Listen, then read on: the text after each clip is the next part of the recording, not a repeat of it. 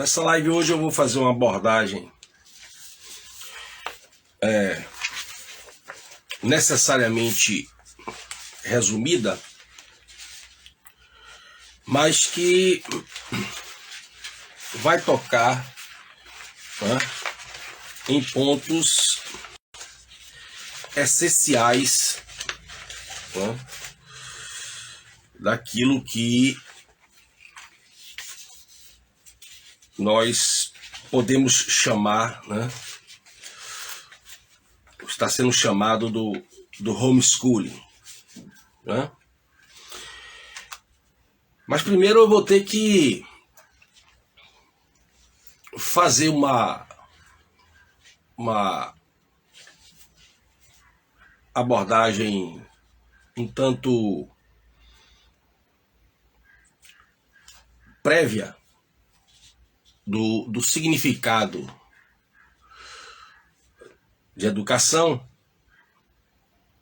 ao definir alguns conceitos, para que nós possamos chegar até um pouco da ideia do que é o homeschooling e verificar finalmente se nesses projetos de lei está se praticando realmente o homeschooling. Muito bem. A primeira comparação, uma definição no sentido comparativo que nós temos que fazer é sobre o que seria essa educação medieval e clássica, baseada nas 7 artes liberais, particularmente no trivium, e o que seria essa educação moderna contemporânea. E aí a gente revê um pouco como é que alguns conceitos ou ideias estavam antes e como é que essas ideias estão agora. Muito bem.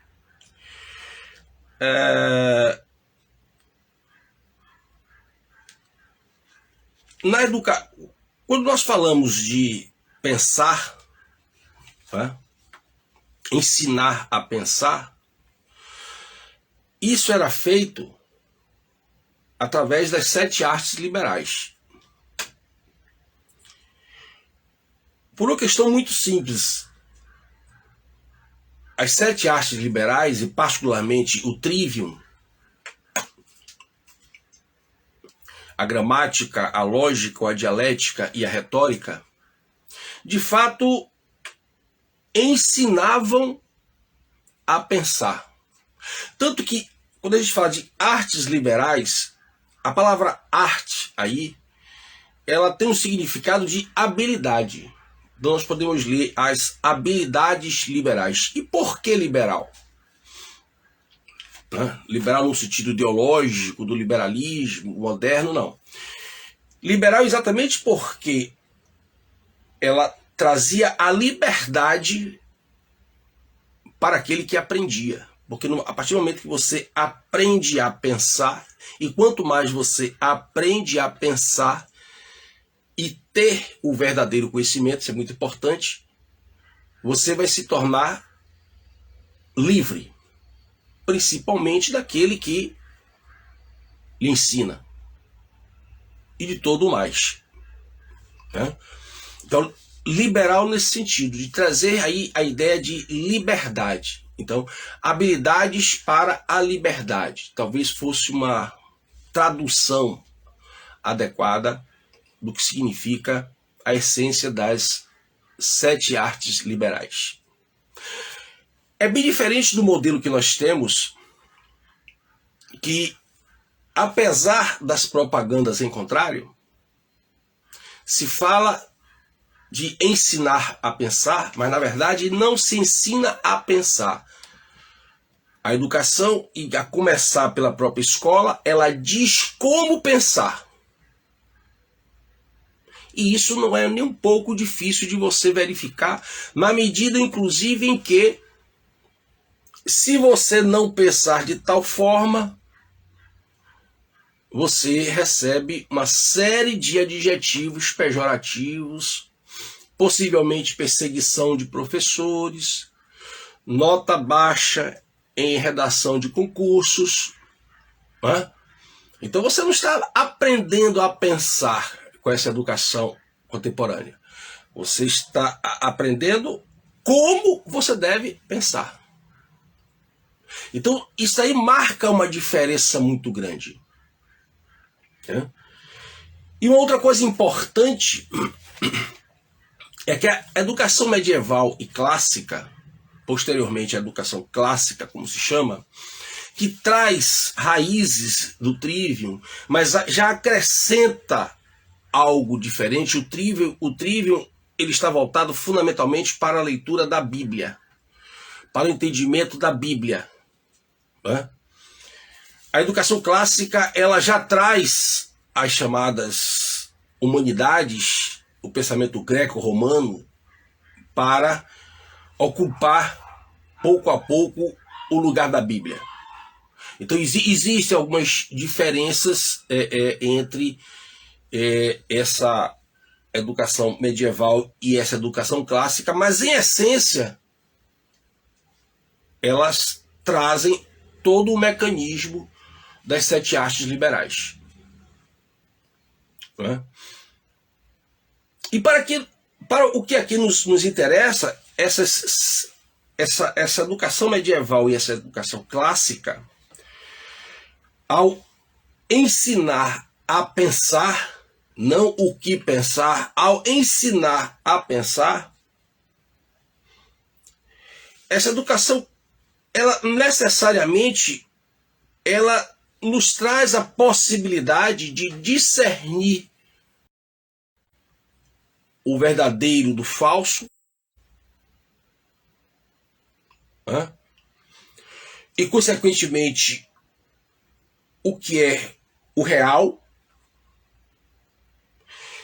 e nos levar a uma proximidade maior com esse mundo real, seja dentro de nós, seja fora de nós. Ao contrário de uma educação baseada na ideologia, que a ideologia por si só, ela é um conhecimento falso. A ideologia ela não trabalha com o real porque ela não trabalha com a verdade. A ideologia ela trabalha com o discurso da bandeira, os objetivos da bandeira. Então qualquer coisa vale para se alcançar os objetivos da bandeira. Então para compor o discurso ideológico, eu posso omitir algo, minimizar algo, exagerar algo. Não importa. O que importa é que para eu montar, digamos assim, esse discurso ideológico, na verdade, ele não visa me trazer o conhecimento e com esse conhecimento eu ficar próximo do verdadeiro e do real. Eu preciso estar, esse conhecimento ele tem que estar ligado à bandeira. À finalidade daquele discurso revolucionário. Então isso é uma diferença muito grande. Isso é uma diferença muito grande, né? Só que tem mais um outro detalhe importante, que o modelo baseado no trivium, ele obedece os mecanismos naturais do nosso cérebro e particularmente no que diz respeito à cognição e à lógica.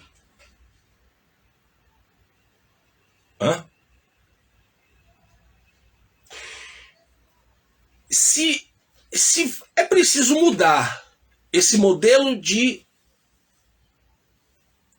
educação e ensino para se alcançar outros objetivos, então necessariamente se você vai atacar o modelo medieval e clássico, e que chegou ainda com há algum tempo ainda atrás, né?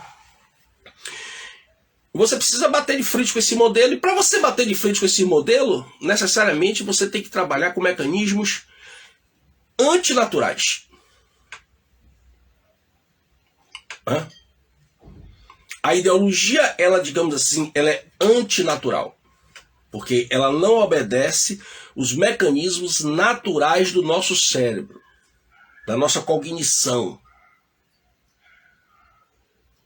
Então ela é uma afronta não só a um modelo pedagógico, a um modelo de ensino. O modelo contemporâneo, ele é uma afronta à nossa própria natureza, ao funcionamento do nosso próprio órgão chamado cérebro. Para você ver aí a gravidade da situação. Né? Não é por acaso que você vê as pessoas, elas são diplomadas, mas não sabem escrever, não sabem mais conjugar um verbo. Elas já não conhecem a linguagem do seu próprio país, elas já não conhecem o mínimo da língua portuguesa. Elas já não sabem questões elementares de uma matemática.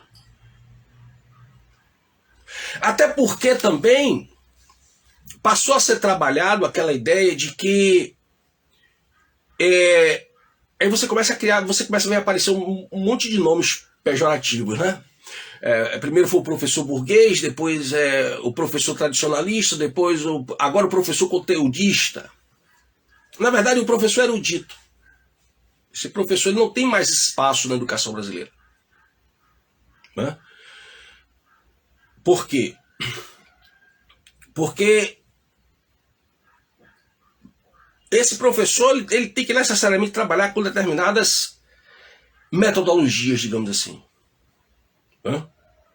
E essas metodologias elas foram também pejoradas e descartadas. Começando pelo próprio ataque à tal da educação decoreba. Nunca houve educação decoreba alguma.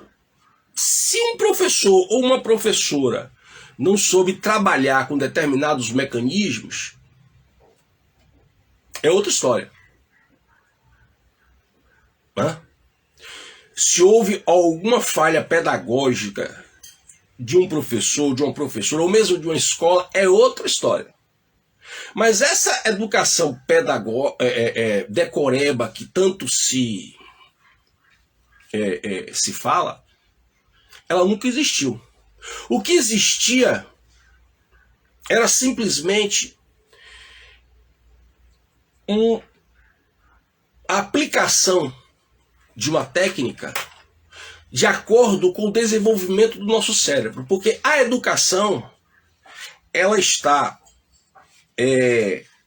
digamos assim, para e passo à evolução natural do nosso cérebro. Por isso que, por exemplo, você deixar a criança sem aula durante 1 ou 2 anos é um risco. É preciso ter um ambiente doméstico muito ideal para que esses pais possam compensar essas crianças com leituras, estudos. Porque se você deixa uma criança 1 ou 2 anos sem estudar, veja que eu não estou falando necessariamente de ir à escola. Estudar, ela perde o momento de desenvolver certas capacidades cerebrais daquele momento biológico em que ela está vivendo. Porque, em regra, a educação ela está pautada paralelo ao nosso desenvolvimento biológico e particularmente cerebral. Por que eu estou dizendo isso? Voltando à questão inicial. Então, lá atrás, quando o seu professor lhe colocava como exercícios aquilo que passou a ser chamado pejorativamente de decoreba, Na verdade, aquilo não era uma simples decoreba, um simples maltrato, uma judiação. Aquilo correspondia a treinar o seu cérebro no momento em que ele está mais capacitado a apreender e armazenar informações, que é na infância. Pegue um filho seu de 5, 6 anos de idade e se matricule num curso de alemão. Você e ele na mesma sala. Com certeza ele vai aprender alemão muito mais rápido que você e logo logo é ele que vai estar lhe ensinando, tirando dúvidas. Porque a capacidade da criança de armazenar informações é muito maior do que a do adulto. Então, quando você elimina pejorativamente a tal da educação decoreba, você tende a gerar sequelas na capacidade de raciocínio das pessoas. Por quê? Porque se você não tem material, digamos assim, informação, você não tem como raciocinar adequadamente. Você precisa ter uma informação, um conhecimento para que você possa raciocinar. O nosso computador, ele está baseado nos mecanismos do nosso cérebro. Você pode processar dados no seu computador sem ter esses dados? Você pode processar dados no seu computador sem ter arquivos contendo informações? A mesma coisa. Daí porque, muitas vezes, nós vemos hoje adultos falando assim, olha, você está conversando com a pessoa, olha, você está falando aí, eu vou ter que anotar, porque eu não sei gravar nada. Isto é sequela do processo educacional. Lá atrás, essa pessoa não foi adequadamente treinada, o cérebro dela não foi adequadamente treinado a armazenar informações. No momento em que ele mais tinha esse potencial. Então, hoje, na fase adulta, ela tem dificuldade de memorização de informações. Eu estou falando isso para vocês não pensarem que a discussão sobre educação é apenas uma discussão sobre pontos de vista. Eu estou tentando fundamentar, com muito resumo, com muita... o porquê que não se pode tratar educação como se trata no mundo ocidental hoje e particularmente no Brasil. O Brasil é sempre, digamos assim, um local de experiência com sucesso. Entende? Eu vou definir aqui, só para você ter ideia, mais alguns conceitos importantes. O que é que nós podemos chamar de conhecimento hoje em dia? Até porque se confunde conhecimento com informação. A informação é o dado. O conhecimento é aquilo que é elaborado a partir da informação. E você vê que as pessoas falam muito em conhecimento, informação. Você precisa ter informação, você precisa ter conhecimento. Já não sabem discernir mais o que é conhecimento de informação. E na verdade hoje nós não temos mais conhecimento. Quando eu falo nós, é a partir dessa visão educacional. Nós temos informação. E essa informação ela tem prazo de validade. O que é você ter hoje sucesso? O que é você ser uma pessoa do sucesso? É você ter uma informação e saber aplicar ela enquanto ela está dentro do prazo de validade. Porque como a educação está voltada para o mercado ou para a revolução, que é algo importante de ser sinalizado isso, foi nesse nível de redução, digamos assim, educacional que chegou a nossa educação, né? E muita gente acha isso bonito, né? Porque aí você divide as pessoas. Quem não é a favor da revolução é a favor do mercado. Não, você tem que se preparar para ter um bom emprego, né? Mas ninguém nunca foi contra o bom emprego. A educação medieval e clássica, ela não era contra, digamos, o que chamamos hoje de um bom emprego, de uma boa posição no que chamamos hoje de mercado. Apenas ela não se preocupava apenas com isso. O que nós chamamos hoje de um bom emprego, de uma boa colocação, na educação medieval e clássica, que chegou um pouco até nós, aí há uns 30 anos atrás ainda tinha alguma coisa, né?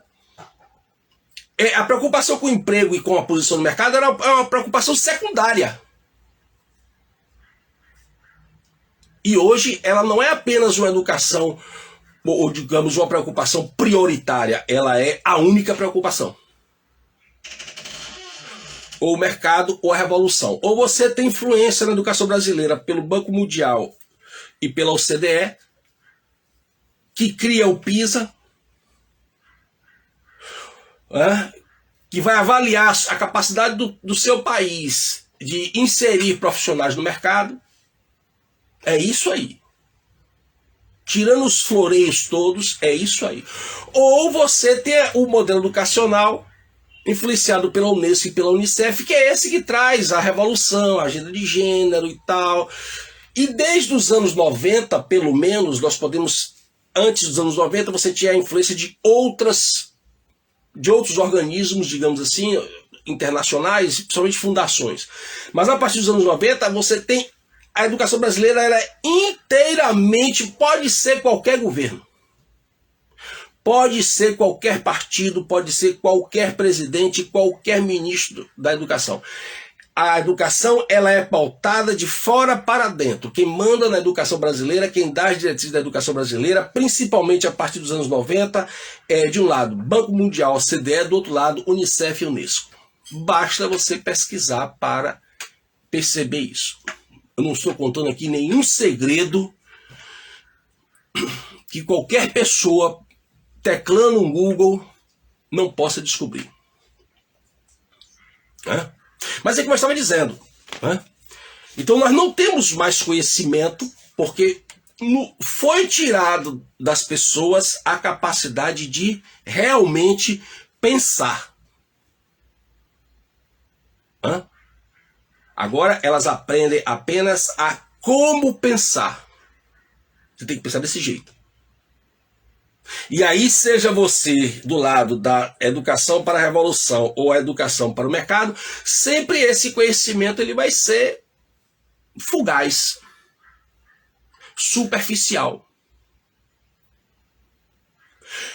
Porque principalmente o mercado ele é muito dinâmico, obviamente, e a partir do momento que você insere cada vez mais tecnologia, esse mercado ele se torna cada vez mais dinâmico, então se a educação está voltada para o mercado, ela tem que mudar igual na velocidade que o mercado muda. É por isso que vocês veem a todo momento novos projetos milagrosos para o mercado. Ou, desculpe, para a educação. E cada vez com mais frequência.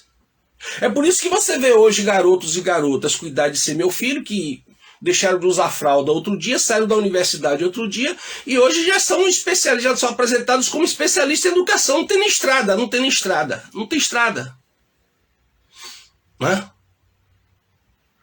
Mas já são apresentados como especialistas em educação.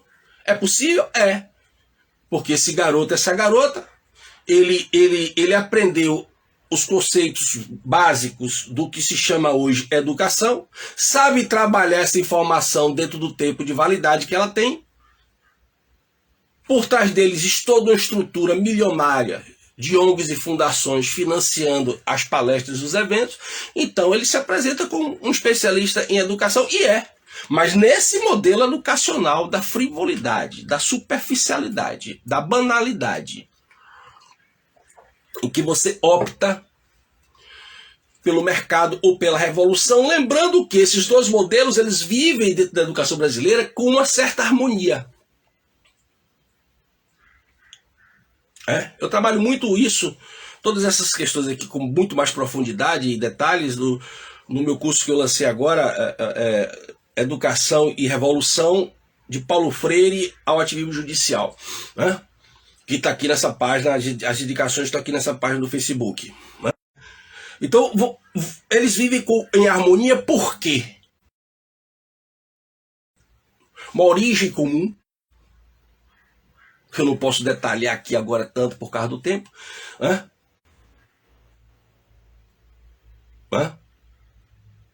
Qual é a base comum? acabar com a inteligência e a cultura. Existe toda uma história, todo um processo de onde é que isso apareceu, como é que apareceu e tal. Acabar com a inteligência e com a cultura. Você, na verdade, pensa que pensa, digamos assim. Você pensa que está aprendendo a pensar, vamos dizer assim. Porque o que era realmente o pensamento crítico do modelo clássico, onde você vai buscar a verdade, onde você vai realmente saber discernir o verdadeiro do falso. Você agora, o que você tem com o pensamento crítico é simplesmente você destruir o que existe, principalmente através do relativismo, para poder criar um algo novo. O algo novo que a sua bandeira revolucionária propõe.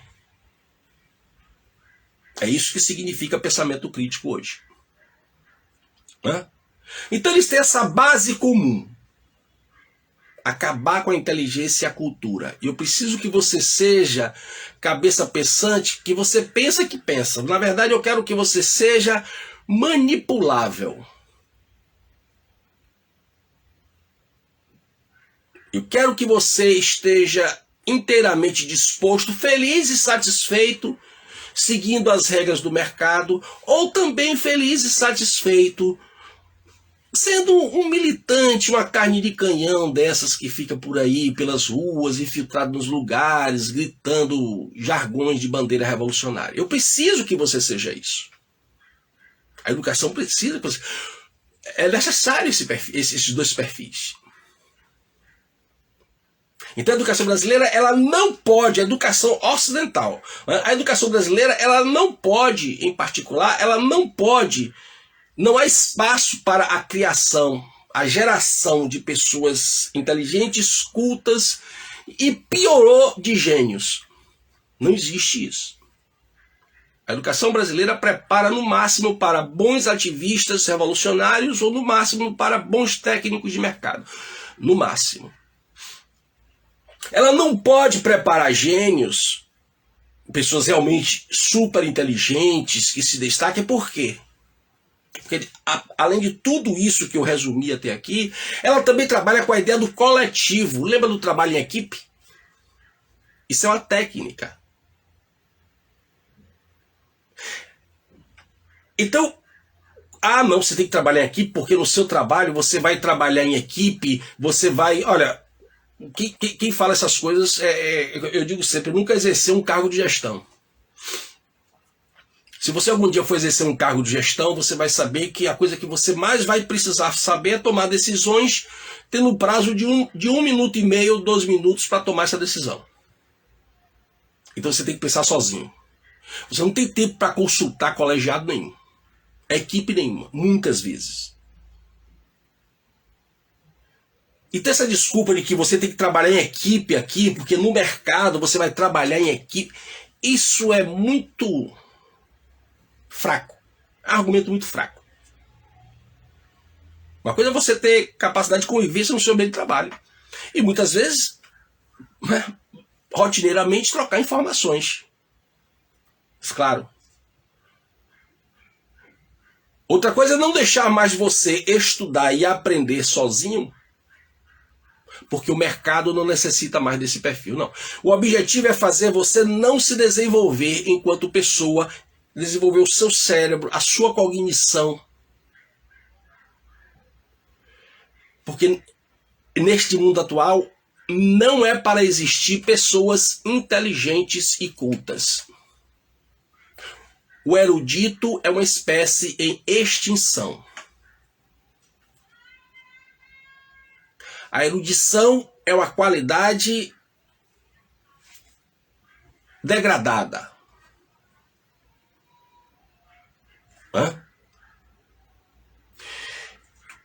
Então, lá no final, o que é que você tem? Você tem, se no início você tem os mesmos objetivos, eliminar a capacidade das pessoas realmente pensarem e realmente terem cultura, e terem sua própria liberdade a partir disso, a partir de convicções relacionadas ao real, ao mundo real. Então isso acaba. Lá na frente, no final dessa relação entre educação para o mercado e educação para a ideologia, eu vou ter o quê? Eu vou ter o resultado que todos dois querem. Pessoas não pensantes, pessoas incultas, pessoas ignorantes, apesar de diplomadas. Não confunda diploma com cultura. Não confunda diploma com o verdadeiro conhecimento. É bem provável que, no máximo, você, para ser diplomado, você precisa ter informação e não conhecimento. Porque a nossa educação ela não está mais voltada para você adquirir o conhecimento, apenas informação. Certo? E a grande confusão que se faz entre educação e ensino. Eu vejo muito isso, as pessoas falam educação, falam ensino, e elas falam educação se referindo ao que seria ensino e vice-versa. O significado de educação só pode ser dois significados. Só podem ser dois.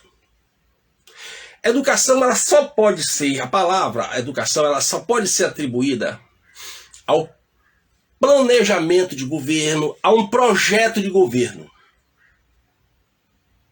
Educação. E o segundo significado, aquilo que é atribuição da família. A escola ensina. A escola ensina matemática, português, geografia, história, línguas, tal, papá.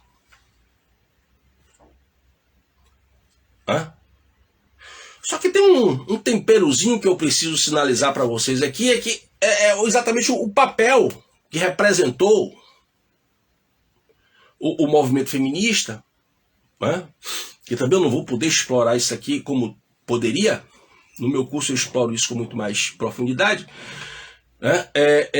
O papel do feminismo nesse processo de contribuir para se confundir educação com ensino. E educação e ensino passarem os dois a ser uma atribuição da escola. Como é que isso acontece? Muito rapidinho. Então você tem todo o trabalho do feminismo para tirar e manter a mulher fora de casa.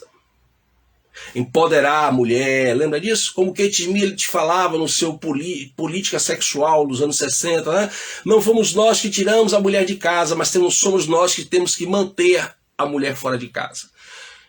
Os dois objetivos fundamentais dessa estratégia eram o quê? Desestruturar a constelação familiar e, com isso, tornar a criança e o adolescente mais vulnerável à escola. Então, se antes a escola tinha um papel complementar na educação, porque, por exemplo, as boas maneiras que as pessoas aprendiam em casa, elas eram reforçadas na escola, o bom trato com as pessoas, a higiene, o bom trato com os objetos, enfim. Essa educação deixa de ser uma responsabilidade da família, porque a família já não educa mais. Os pais são visitantes dos seus filhos. Eles visitam seus filhos quando chegam no trabalho, se é que os seus filhos ainda estão em casa, porque pode ser que tenham saído para algum lugar. Então, de fato, a família não educa mais. E esse era o objetivo. Desmontar essa constelação familiar para que exatamente a criança e o adolescente ficassem vulneráveis ao quê? A educação, não só o ensino, agora não só o ensino, mas a educação também fosse dada dentro da escola. Então é a escola que vai dizer como o seu filho tem que pensar, se comportar, sentir, agir, o que é que ele tem que gostar ou não, e por aí vai. Agora, só tem um probleminha, papai e mamãe. Só tem um probleminha. Você, durante todo esse tempo, pensou, talvez até para o seu conforto, que a escola estava educando os seus filhos como você achava que estava. Até combinando um pouco com você, né? Mas deixa eu lhe dizer que Porque não, a escola estava educando do jeito dela, do jeito que a Unicef quer, do jeito que a Unesco quer, do jeito que o Banco Mundial quer, a OCDE quer. Era isso que estava acontecendo e você não quis enxergar, porque estava na sua cara, papai. Estava na sua cara, mamãe. Hã? E aí que esse que chega o homeschooling. O que é o homeschooling? Hã? Também vou ter que falar aqui muito resumidamente, mas vamos lá. Esse projeto de revolução, de transformação na educação, que eu tentei pontuar aqui alguns aspectos importantes, muito rapidamente, e que nós estamos assistindo isso no Brasil, vamos começar a assistir isso a partir da segunda metade do século XX, anos 50, 70 principalmente, é que começam aí a acontecer as primeiras mudanças.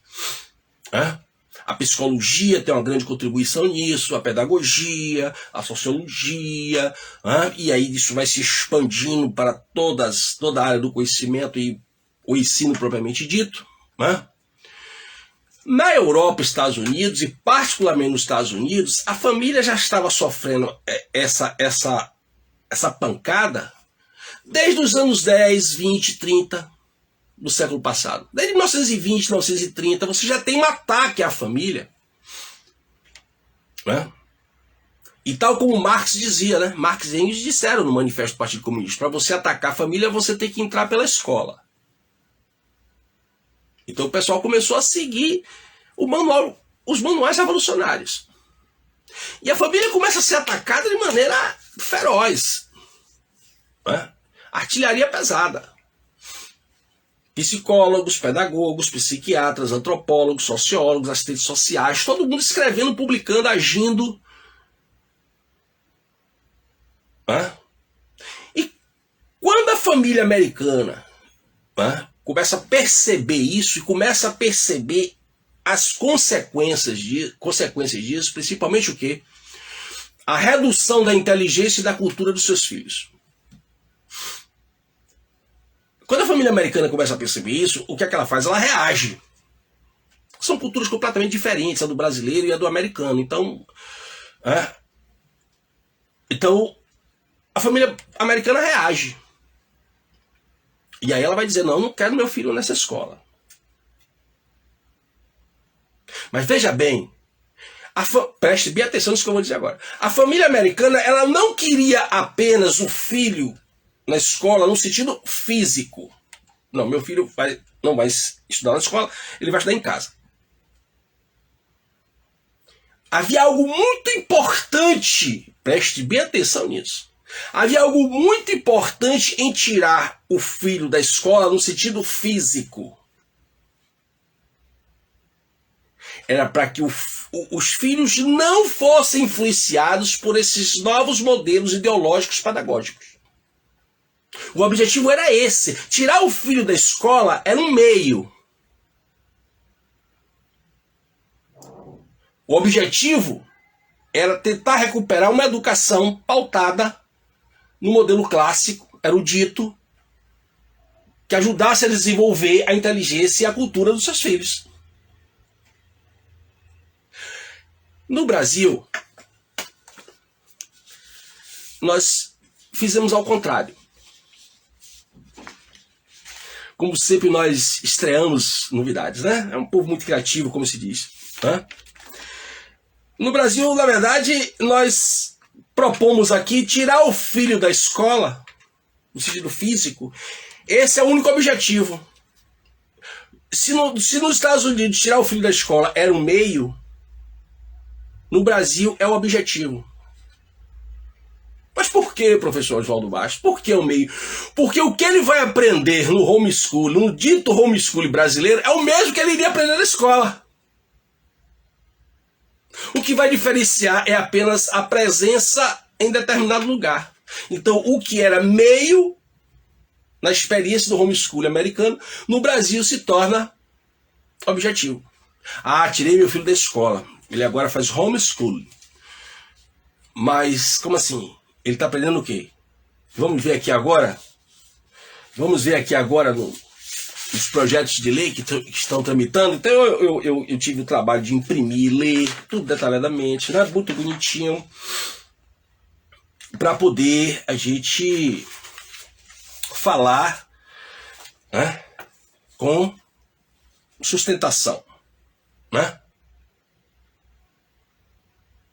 E aí o projeto ele vem com algumas ideias interessantes, mas você tem que ter cuidado, né? Você pode ir lá no site do Congresso, Câmara do Deputado, abre lá e vai lá num linkzinho chamado Inteiro Teor e você baixa o projeto inteiramente, tá certo?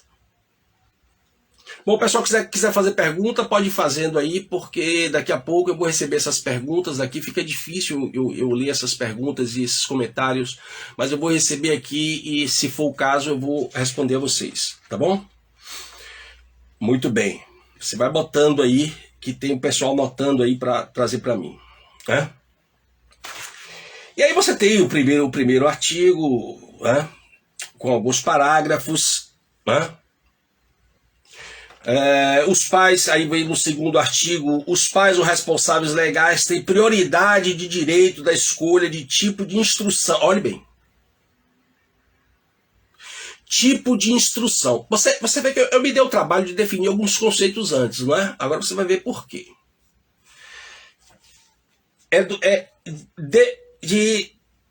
Escolha do tipo de instrução que será ministrada aos seus filhos. Essa lei está falando a verdade? Não, ela é contraditória em si mesma. Guarde isso. Ela é contraditória em si mesma. Há aqui uma dificuldade de definição de conceitos. Ou então uma armadilha muito bem elaborada, muito bem feita. Eu não sei qual das duas opções, qual a alternativa verdadeira. Porque, na verdade, essa proposta de homeschooling, os pais não têm direito a escolher o tipo de instrução que os filhos vão receber. E eu vou mostrar isso para vocês, está na lei. Está na lei. A lei, o homeschooling no Brasil se restringe a você tirar seu filho da escola. O seu filho a educação que será dada pelo seu filho terá que ser administrada por uma escola. A matrícula terá que ser feita na escola, pelo que está aqui. Terá que ser feita na escola, com cadastro no site do Ministério da Educação. E essa escola vai fiscalizar essa educação em casa. E essa educação em casa vai ter que estar pautada no BNCC. No BNCC. Então, o seu filho você não tem direito a escolher a instrução do seu filho. Você só tem direito de escolher o local onde o seu filho vai ficar para receber essa instrução. Está claro isso? E isso não é homeschooling. Eu sinto muito. Eu não estou aqui querendo polemizar. Eu estou aqui querendo esclarecer isto que está aqui. Isto que está tramitando no Congresso não é homeschooling. Essa lei pode vir a ser aprovada na íntegra, total, sem vetos pelo presidente, até porque foi de iniciativa da presidência da República, então ela provavelmente vai ser aprovada sem vetos. Tudo bem. Você só vai ter homeschooling no Brasil oficialmente, legalmente, porque na prática isto não é homeschooling. A própria lei está mostrando isso. Achando que está fazendo uma grande coisa, é claro. Isso é muito importante. E aí me chamou a atenção algumas coisas, né? Não vou ler aqui todo o projeto, porque ele é um tanto extenso. Principalmente no 6º artigo. E eu confesso que esse 6º artigo até eu parei para pensar, né? Para entender. Eu estou entendendo certo, está errado. Como é que é isso? O 6º artigo diz o seguinte: o estudante matriculado em educação domiciliar será submetido, para fim de certificação da aprendizagem, a uma avaliação anual sobre a gestão do Ministério da Educação. Então você já sabe que esta avaliação anual será nos moldes ideológicos do Enem e do ENAD. Isso é óbvio. Não precisa dizer. Ou você acha que o MEC faz essa proposta aqui e depois ele vai botar uma avaliação nos moldes da educação clássica? Brincadeira, né? Né? Aí vem o parágrafo primeiro, né? A certificação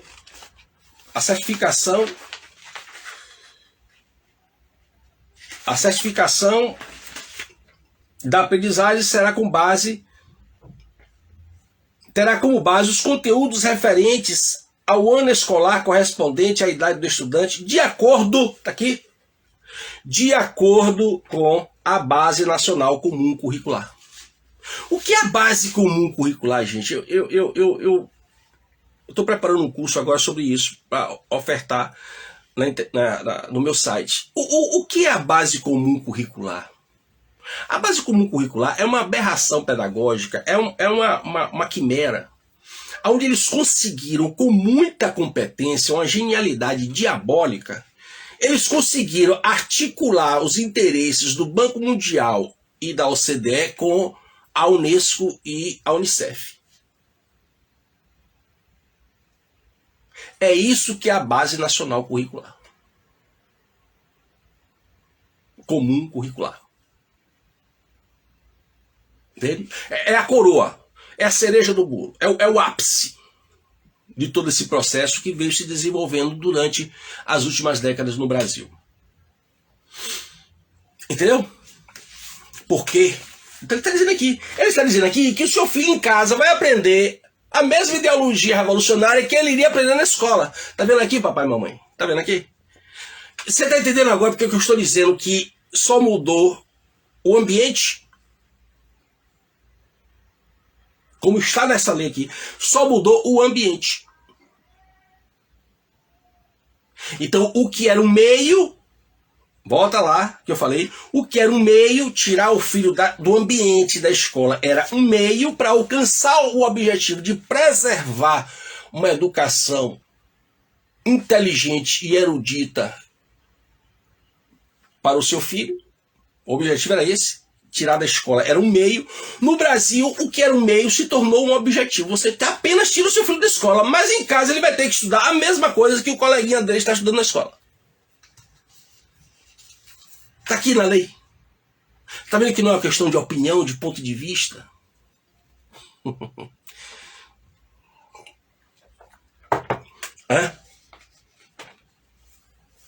Aí depois fala aqui de uma série, né, se tiver recuperação e tal, como é que vai ser, enfim, né, tirou uma nota não suficiente e aí... Mas eu pulei aqui algo que é muito importante, né, o quarto parágrafo. Esse aqui também me deixou...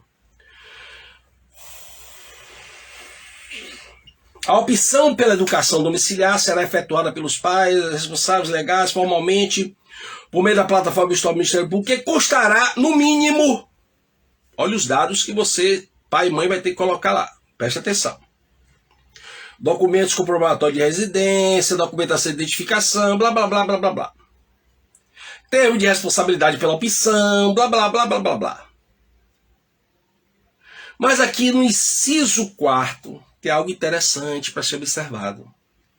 Certidões criminais da Justiça Federal, Estadual ou Distrito Federal.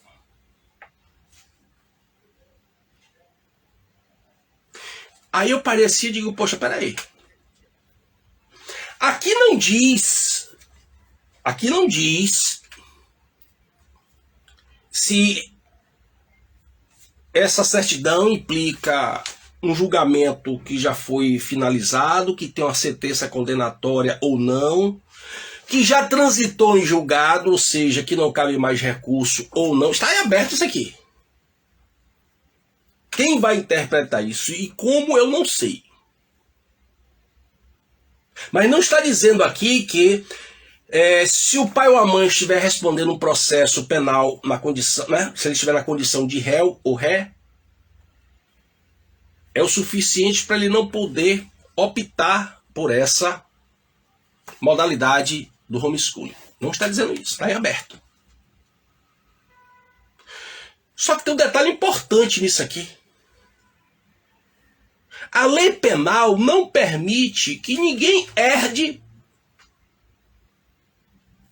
uma sentença condenatória. Vou dar um exemplo. Alguém foi condenado. Está cumprindo a sentença. Está cumprindo tá lá. Tá preso. Aí morre. Aí o filho mais velho vai para o presídio para poder ocupar o lugar do pai que morreu ou da mãe que morreu. Isso não existe. E não só a sentença pode alcançar, isso chama-se individuação da pena, não só pode alcançar outra pessoa, como os efeitos também da sentença condenatória não podem alcançar outra pessoa.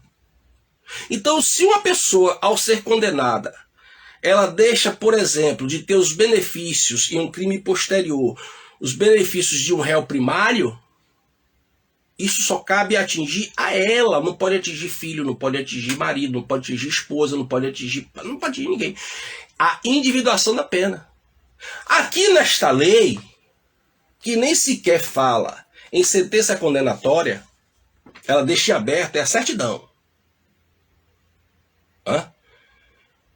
Obviamente está se exigindo aqui uma certidão negativa. Muito bem. Mas esta lei aqui, ela já está trazendo os efeitos, nem mesmo de uma condenação.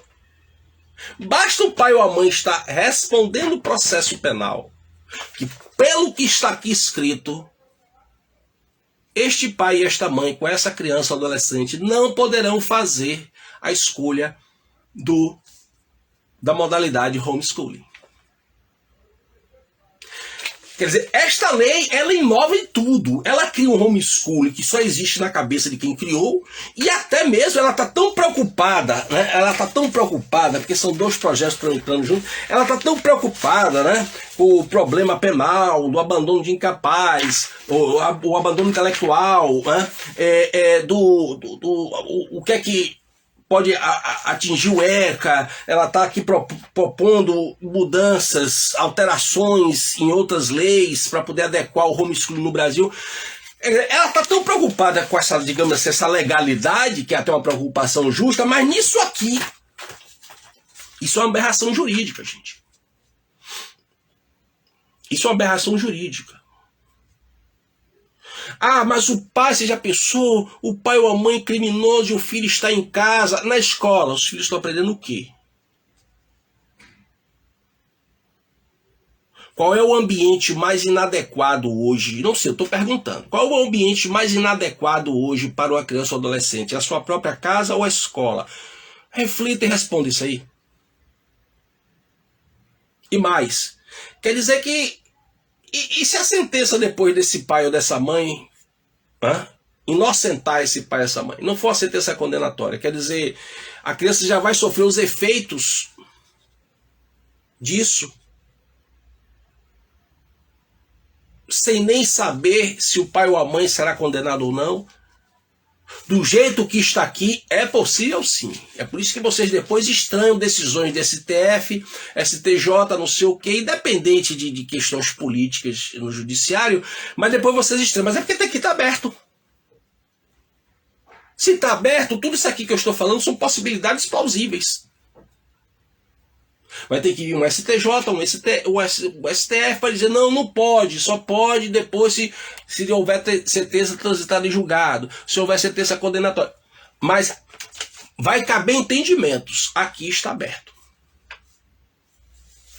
Tá certo? E aí, reforçando a questão do BNCC, né? A questão do BNCC. Se você impõe se a escola, o MEC impõe ao seu filho aprender tal qual os moldes do BNCC, isto não é homeschooling. Você não está fazendo uma opção como a lei supostamente acredita que esteja. Olha o que eu falei antes aqui. Supostamente que esteja fazendo uma opção pela escolha de instrução do seu filho. Você não está fazendo opção nenhuma. Você vai ser obrigado a usar o mesmo modelo ideológico ignorantizador da escola dentro da sua casa.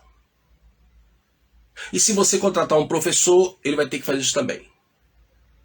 Na verdade, esse professor do homeschool, ele vai ser reduzido àquele que a gente via antes, né? Banca, reforço escolar, algo assim, muito próximo disso. Não é? Porque a única coisa que você pode fazer hoje, eu tenho uma proposta de homeschool lá no meu site, quem tiver interesse, entre em contato, tem lá os contatos, e-mail, telefone, WhatsApp, Telegram. A única coisa que você pode fazer hoje, para se aproximar um pouco do que seria realmente o homeschool, é contratar um professor que tenha erudição, aí é que você vai ter que peneirar, que tenha erudição para trazer o modelo da educação clássica para dentro da sua casa com o seu filho, seja via internet, seja presencialmente, seja como for. Aí você pode ter algo que se aproxime mais verdadeiramente do que seria o verdadeiro homeschooling. Mas esse modelo que está aqui na lei, sinto muito lhe informar. Quem quiser brincar, debochar, dizer que eu sou pessimista, que tal, papapá, fica à vontade. Mas, bom, o professor Oswaldo avisou. Né? Aqui algumas perguntas. Desculpe a falta de conhecimento. Não, estou aqui para ensinar. Eu que não posso ter o conhecimento que eu me disponho a ensinar. Mas você que está aprendendo pode. Desculpe a falta de conhecimento sobre o tema. Mas como seria esse ensino em casa? Os pais teriam que procurar os profissionais ou os pais que teriam que ensinar? A regra aqui na lei, essa pergunta é importante, a regra que está aqui na lei diz que os pais é que têm que ensinar, por isso que eles têm que preparar, olha só, o pai tem que preparar, os pais têm que preparar um plano pedagógico para apresentar à escola, para a escola convalidar e o pai e a mãe fazer aquilo em casa. Aí eu lhe pergunto, vamos na prática disso aí, tá certo? Eu lhe pergunto, como eu disse antes, se o pai e a mãe hoje são visitantes, que eles estão na rua trabalhando, quando é que eles vão ter tempo para ensinar? Então, na verdade, eles teriam que realmente contratar um professor. E é aí que entra a diferença que eu falei, acabei de falar. Bom, você vai contratar um professor para ele simplesmente reproduzir o modelo escolar na sua casa, tudo bem, bacana, a escolha sua, não tenho que opinar por isso. Mas o que eu tenho que lhe dizer é que você não está fazendo homeschooling, apesar de existir uma lei que diz que você está. Tá ok? Não, você não está fazendo homeschooling. Para você fazer homeschooling, né, você teria que... Eu fui entrevistado por uma profissional em 2020 sobre essa questão do homeschooling. Né?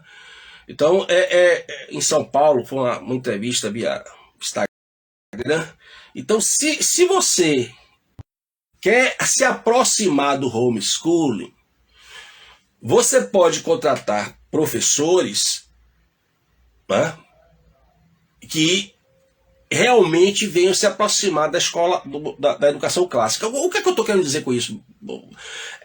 Você não pode, esse professor ele não pode estar de acordo com o que está no BNCC. Ele não pode estar de acordo com esse ensino ideológico. Agora você tem que ter cuidado que na hora de contratar, muita gente vai dizer, não, sou contra, depois é o que vai fazer. E às vezes até sem saber, viu? Porque o pessoal hoje está falando muito da geração Paulo Freire. Essa geração de adultos aí, na maioria, tudo fala Paulo Freire também, meu amigo. Minha amiga. Todo mundo Paulo Freire. Ou você está pensando que Paulo Freire começou... Está escancarado agora. Está escancarado agora. Tá certo?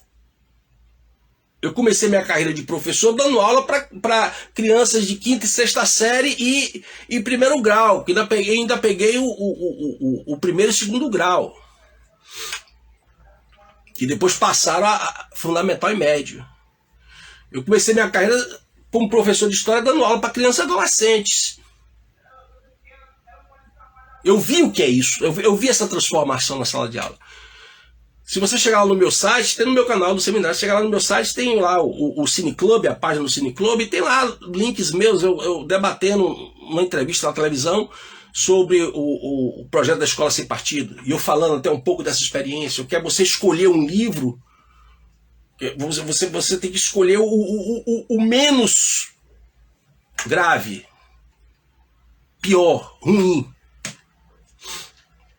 para você adotar ali as editoras mandam os livros para você e você fica ali. Se você tem conhecimento daquilo ali que você está ensinando, se você tem erudição, conhecimento sólido sobre aquilo ali, você vê que aqueles livros didáticos são uma aberração intelectual. Entendeu?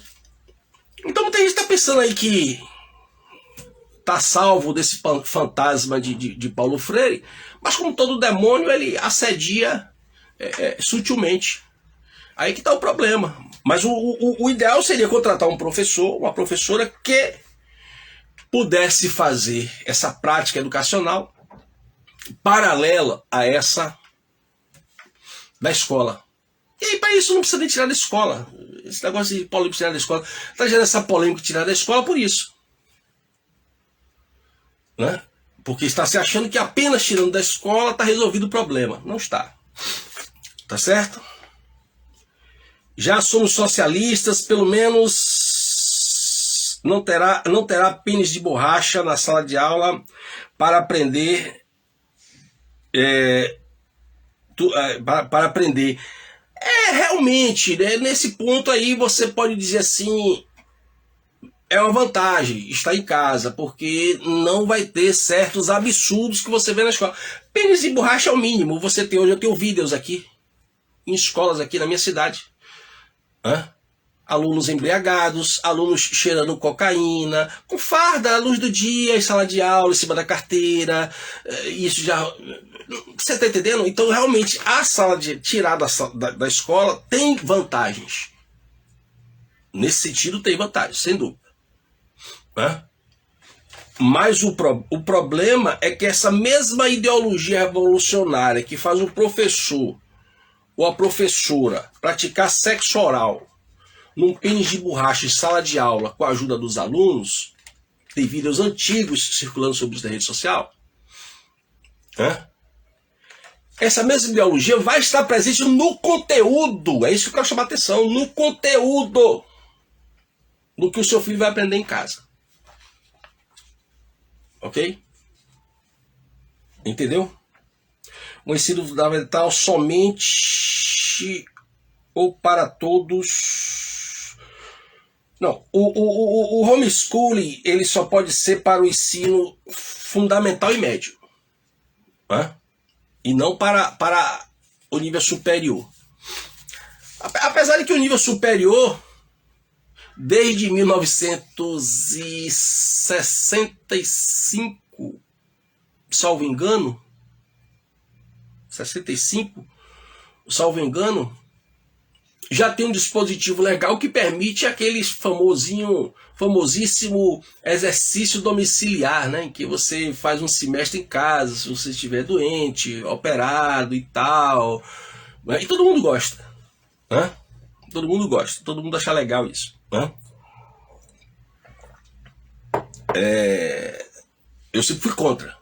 Se você teve algum problema de saúde e tal, você interrompe os seus estudos ali e volta após a sua recuperação da sua saúde. Mas no Brasil isso é permitido. Você fica em casa, faz sua provinha, né? Hoje em dia, então, que tem internet, você manda pelo e-mail, para o coordenador do seu curso, para o seu professor e tal, e fica lá, tudo bacana, não tem... Né? Você não faz o curso todo, mas você pode fazer um bom tempo, viu? Você pode fazer um bom tempo através desse mecanismo do exercício domiciliar. O que não é homeschooling, é um arremedozinho, né? Lembra alguma coisa, né? É isso. Então, gente, quem tiver outras perguntas, pode me procurar pelo meu Telegram, ou pelo meu WhatsApp, ou pelo meu e-mail. Está tudo lá no meu site.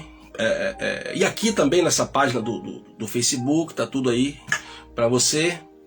E muito obrigado pela atenção e participação de vocês. Quem gostou e tiver interesse, divulgue essa live. Ela vai ficar aí postada na minha página do Facebook. Essa página Eduque, ela é só para questões de educação do meu projeto Educação, Ensino e Cultura. E até a próxima live com outro tema também polêmico. Polêmica na nossa educação que não falta. Um bom final de semana para vocês. Que Deus proteja vocês e a família de vocês grandemente. Viva Cristo Rei.